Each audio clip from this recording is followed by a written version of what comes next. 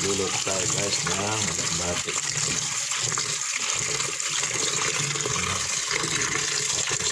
Alakbate sa ating bakuran eh.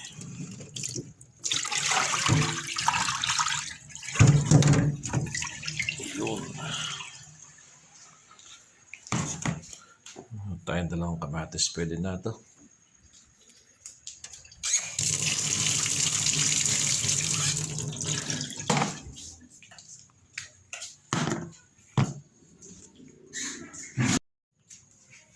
Bala ito guys, meron tayo ng sibuyas sa bawang yan, meron tayong dalawang kamatis na maliit.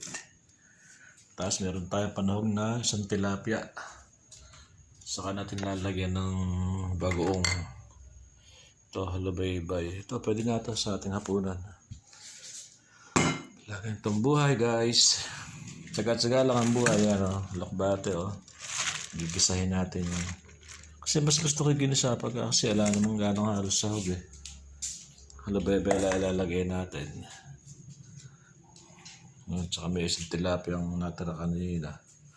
Pwede na yan. Karaos lang guys yung hapunan.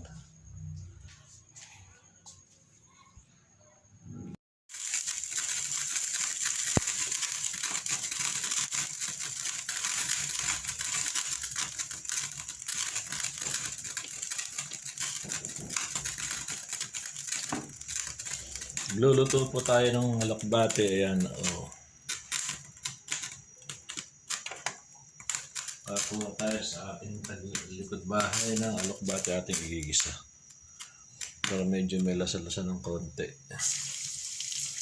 At yung bawang at saka sibuyas.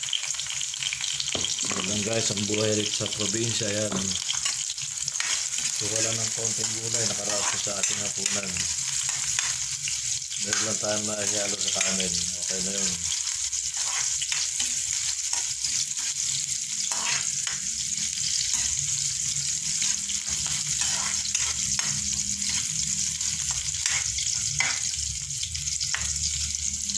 Saka natin lalagyan ng kamatis na may halabaybay. Ay, bagong. Ayan.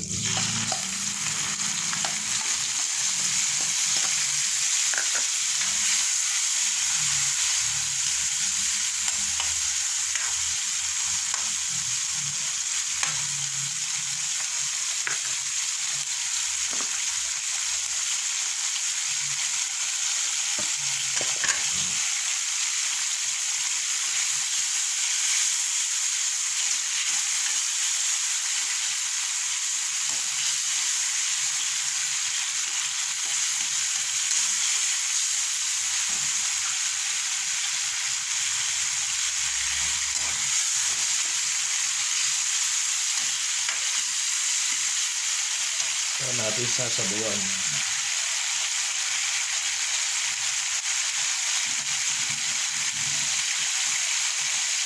Ulam ng taga-probinsya, alakbate. Kaya ilang konti sabaw.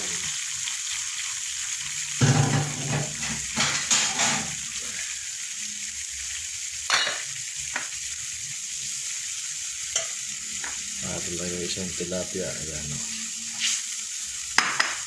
Para natin takpan.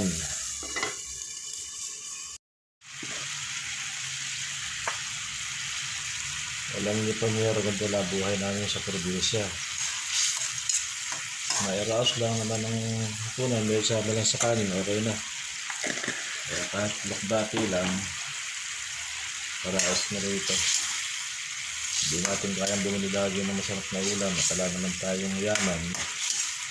Kaya kahit anong dahon-dahon lang, pagtsagaan natin dito.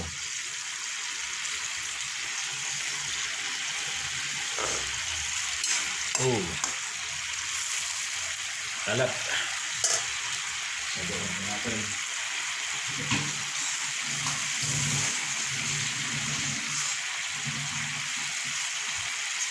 Nadaya talagay natin ang bagong. Yun.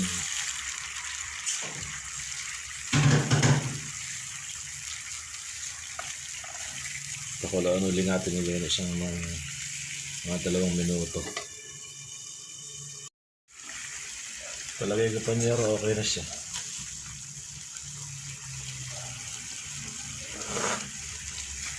Yun. Lagyan natin yung ating alakbate Dami.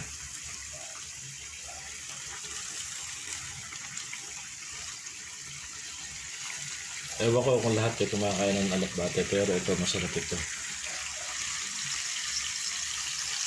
Oops, nahulog ko siya.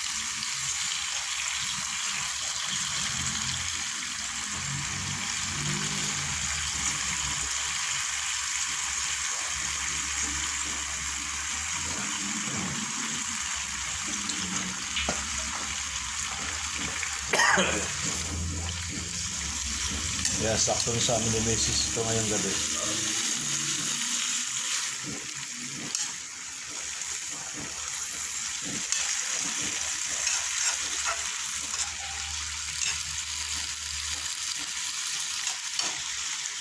Marami iba, hindi naman kinakain ito, pero dito, masarap ito, alokbate. Iba, puro ulam, karne, kami hindi.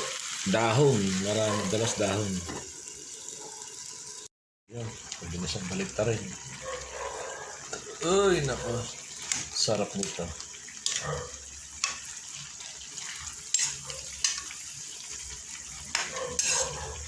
Sarap. Kasi wala kami ulam kung dito lang, kaya masarap.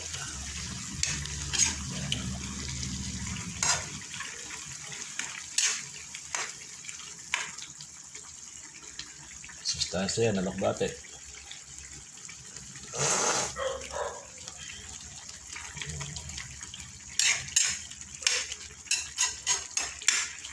Diyos.